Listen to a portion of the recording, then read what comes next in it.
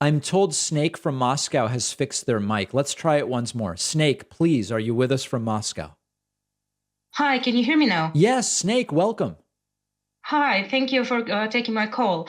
I guess my question would be a lot more theoretical rather than pertaining to particular issues. Mm. But there is a lot of a debate among liberal Russian elites or general anti-war population on the purpose and value of non-violent protests when Russia has engaged in an attempt to destroy Ukrainian statehood. And the anti-war protests, which are peaceful, usually manifest themselves as graffitis, writing on cash, etc., trying to distribute anti-war messaging without getting into any type of violent or physical altercation with anybody or anything. Hmm. So my question to you is, do you think there is any value or purpose in non-violent measures in a time which is essentially war enacted by our government against other people? This is a really great question because at some point, all of us who, as a principle, are against violence, sometimes we get to a point where we say, well, we're trying to protest horribly violent acts like the invasion of Ukraine with signs and writing on dollar bills, and it just doesn't. If I'm hearing you correctly, Snake, you're saying it does. Is it really going to achieve anything? Is it enough? That Yeah. is the sense that this is nothing in comparison to state propaganda and therefore is useless and doesn't need to exist. Yeah, I mean, I am sympathetic to that question, and where I come down is, and maybe I'm naive or idealistic. I just don't know that the random people on the street getting violent is actually going to have the effect on the policy that maybe we would like it to, compared to crippling sanctions, government saying we are not going to allow this, or what. It's just hard for me to imagine. It's to some degree, Snake.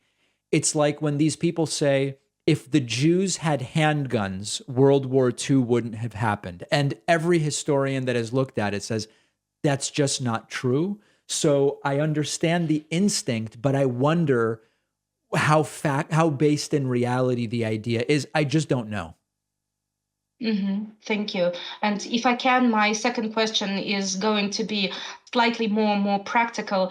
How do you think we can build bridges between populations that are not existing in the same reality? In the United States, it seems to me like anybody moderate versus Trumpist slash MAGA hat Yeah. people.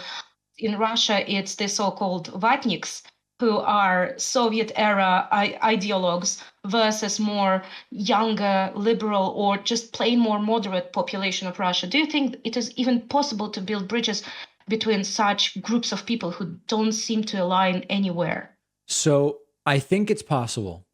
Here's the Mhm. answer. At the individual level, every expert I've spoken to says the way you build those bridges is you have to just start with what we agree on. And sometimes it's very little, but there's usually some agreement. Do we agree that we prefer solutions without violence? Yes? Okay, let's use that and then see where we get to a point of disagreement. This is a long, arduous, time consuming process. At the mass scale level, how do we deprogram people who won't even accept basic facts?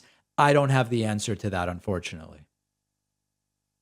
Okay, thank you very much for taking my Hey, questions. but so before you go, you're Mhm. calling from Russia. Yeah, from Moscow. And so what is would you say the general sentiment there is that people like the invasion of Ukraine or people are against the invasion of Ukraine?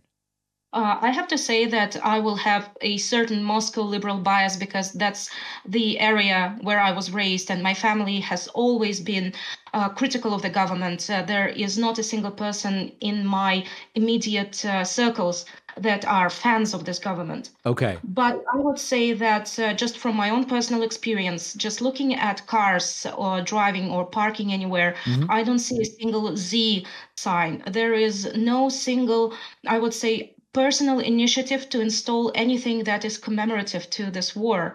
All I've seen is a state council, local efforts, which are sponsored from the state, from the federal budget, to try and convince people to engage in such practices. And some type of coercion that's happening, for example, in kindergartens. Oftentimes, parents discover that the school trip or the kindergarten trip they send their children to was actually a sort of patriotic Oh event. boy. Because they then later find pictures of their children posed in the letter Z on social Oh my media goodness. or something. That's the patriotic education Trump keeps talking about. Now, listen, do you feel safe expressing your views antagonistic to the government? On here, yes. Okay. Over at my university, I've already sort of spoken myself into 15 years of prison. If anybody would like Wow. dig anywhere around me.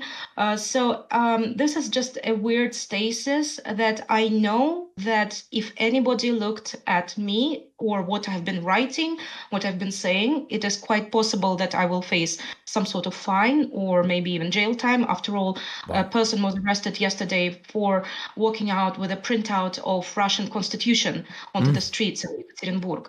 dear God. And there are unfortunately, I'm also, like a liberal. I'm a college professor, so if any of my students decide that they don't like me, they can write a letter to Следственный комитет, which is like a prosecutor's office of Russia, and I will be gone. Oh my So goodness. but on the other hand, unfortunately, my family has had this same experience since 1930s. So it's not like we're inexperienced in this particular situation. Sure. So Sure. Sure. it's just weird, and I don't like it. Well, That's stay the only safe, thing. Snake. And Thank you. how upset were you by the closure of McDonald's in Russia? Actually, there is a lot of working McDonald's spots. Really? Yeah, I visited Kazan, which is a city in Tatarstan, a republic within Russia, and they have plenty working McDonald's. I think all of the McDonald's is located at airports are working as well. Wow. I think franchisees are still open, while those that were commanded by US headquarters, so they have all closed. I see. I see. All right. Well, Snake, thank you for the call and stay safe there. Thank you. All right. There is Snake from Moscow, and that will do it for today. We'll take a quick break. We will take calls again.